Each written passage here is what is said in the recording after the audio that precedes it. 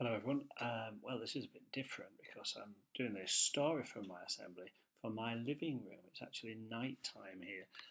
It's sunny out. There's the night time looking over. Oh, my God.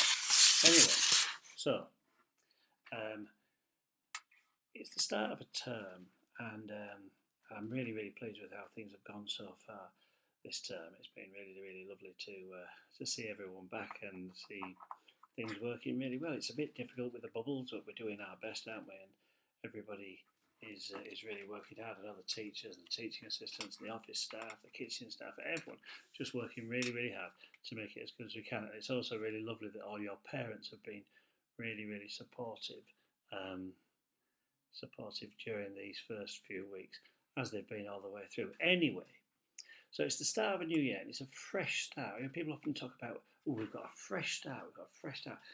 Most people don't really need to make a fresh start. Most people do really well, but sometimes you're a bit fed up. You see the start of a new year, a new school year, something different, a new house for grown-ups, a new job, as a fresh start.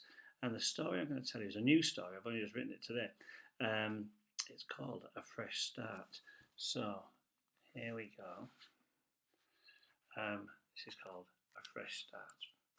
Okay. It's a story about Darren and Derek, who were brothers. They lived together in a flat at the top of a small block of flats. Derek and Darren were not very popular in the flats. In fact, the people who lived there didn't like them at all. There were lots of reasons that the people didn't like them. Darren liked garage music, and Derek, he liked heavy metal music, and they both liked to play them very loudly. Each night, one of them would sort of start listening to music and put their music on first, and the other would think, well, that's too loud, and so they'd put their music on louder, and then the other one would try to get their music louder and louder. They ended up every night with their music on full volume, which was really, really loud, and everybody in the flats could hear. In fact, everyone in the whole street could hear. Children couldn't get to sleep, and no one could watch the television because it was just too loud. Some of the people would go and say, "Excuse me, will you turn that down?" That's if they could get them to answer the door from the noise. And when they did answer the door, the brothers would just say, "Oh, you're being miserable and boring." The neighbours even called the police a couple of times, but then the brothers just turned the music down and then watched when the police cars drove out of the street and then turned the music on again. The brothers were really unpopular as well because they just always left piles of rubbish by the door. There was a big bin round the back, but they never took it there. The rubbish used to smell, and the seagulls and the foxes would rip the bags apart and put rubbish everywhere. So the neighbours had to clean it up because they thought if they didn't, they'd get rats, and that would be even worse than the brothers, although maybe only a little bit worse. They did lots and lots of thoughtless, selfish things, did the brothers. They upset everybody. They'd park their cars across the driveway so no one could get in. They'd leave the front door open so that people felt unsafe in their flats. They'd block the door of the lift so it stayed open and allowed them to use the lift whenever they wanted. They really were the worst neighbours anyone could ever imagine. People started to move out of the flats because they couldn't stand it anymore. When new people came in, they complained, but they got nowhere. As always, the brothers just said, "Oh, you're dull and boring and miserable." The people in the flats were really, really unhappy. The brothers were making their lives miserable.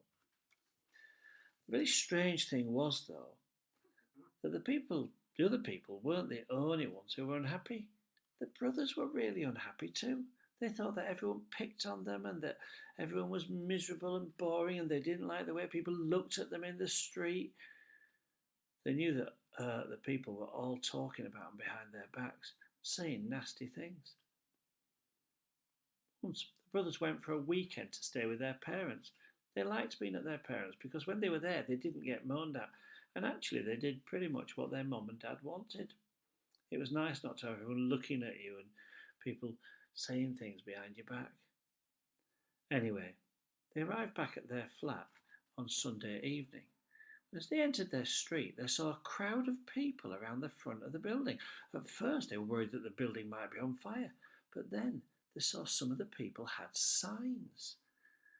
They said things like, keep our block tidy, and be good neighbours or leave, or brothers leave please, or we've had enough. Lots of things. Darren and Derek parked their car, got their bags out, and quickly pushed through the crowd. The people were normally scared of the brothers, but they were brave because there were lots of them together. They booed and shouted and said horrible things to them. The brothers didn't say anything. When they finally got back into their flat, they were shocked. They'd had a good time at their mum and dad's, but they really did not like what had just happened. I hated that, said Derek. Yeah, that was horrid, his brother agreed. Fed up of living here. I think we should move and have a fresh start somewhere else, in another town where people aren't so boring and miserable. I think you're right, Derek said, as he stood up to go to bed. And so the brothers decided to move for a fresh start. They thought that everyone that lived around them was boring and miserable, and they felt that they needed to start somewhere else. There was a problem with this plan, though. They couldn't agree where they should move to. Derek wanted to move to a place called Chapelby, which was a small town just to the west of where they lived then. Darren wanted to move to Morchester, which was a similar sort of place, but to the east. They argued about which one they should live in, but they were stubborn people, and neither would give in. So they decided that they would each move to the town they wanted to for their fresh start. No one would know them there, and people would hopefully not be boring and miserable. So Derek moved to Chapelby and Darren moved to Morchester, each looking to make a fresh start and be happier. Each of them was upset with the other one for not moving to the town they wanted to live in, so they didn't make contact for a long time. In fact, a year passed, and the brothers didn't speak. One day, Derek thought that he should see how Darren was getting on, so he rang him up and arranged to go visit him the following week. Derek looked forward to seeing how the fresh start had turned out for his brother. As a train pulled into Morchester Station, he was excited to see Darren standing waiting for him. As he got closer, though, he was worried by the miserable look on his brother's face. "Hello, how's things?" Derek asked, trying to sound positive. "Okay, I suppose," Darren said. But Derek could tell things were not okay. They went for a coffee and had a chat. On the way to the cafe, a couple of people gave Darren a look that Derek recognised as the way people used to look at them in their old town. This made Derek even more sure things were not okay. Over their coffees, Darren stopped pretending things were okay and told his brother exactly how things were. "Oh, Derek, the people here are just as bad as the ones in our old town. They're just as dull and boring. They moan about things and they want me to do just what they say. I'm even more miserable than I was before. At least I had you then." When they went to Darren's flat, Derek had to step over piles of rubbish bags which were piled up on the door. The brothers spent the rest of the day with Derek listening to Darren say how terrible everyone was in the town and how life was awful.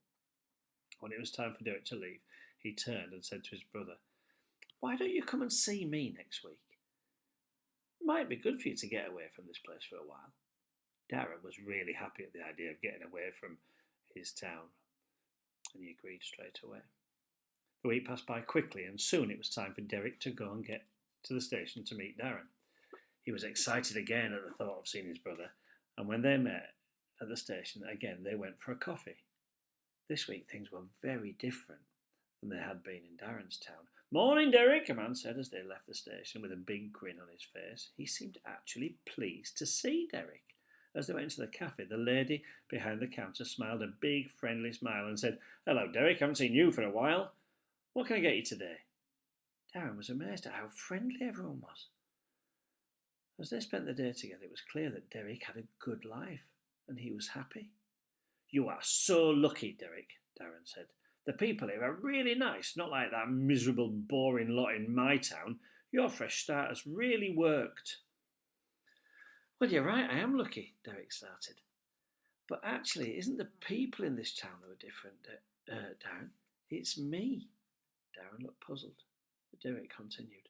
"A fresh start isn't just about being somewhere different. It's about having a good look at yourself and thinking, why do I need to make a fresh start? I realised that the reason we were so happy wasn't because the people of our last time were boring and miserable. It's because we were being so selfish and we didn't care about anyone but ourselves.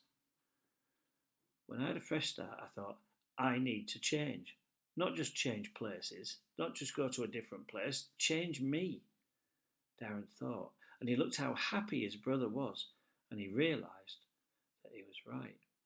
From that day, Darren made a real effort to change, and slowly people started to see him as a caring and thoughtful person. One day, Darren was walking down the road.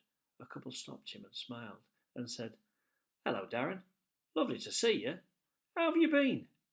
Darren smiled and thought to himself, I've made a fresh start. So, that story is about making a fresh start. Not, most people don't need to make a fresh start, but sometimes you might think, well, I'm a bit unhappy with how things are. So it's really important that we actually look at ourselves and say, well, are things not right because of me? Am I doing something that I can change that'll make me happier? In my story, they were pretty horrible people, weren't they, at first? But actually, you know, they made a fresh start by changing, not just by going somewhere different. So this year, if something last year wasn't good, I know you weren't playing your music loud or piling the bins up, but if something wasn't good last year in your class, think, why weren't they good? This is a fresh start. What can I do to make life better? You never know, it might work. Or ask somebody, ask your teacher, or ask last year's teacher, what can I do to make a really good fresh start this year? Anyway,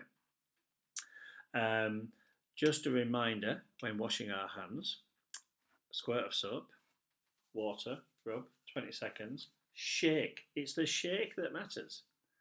And then one paper towel.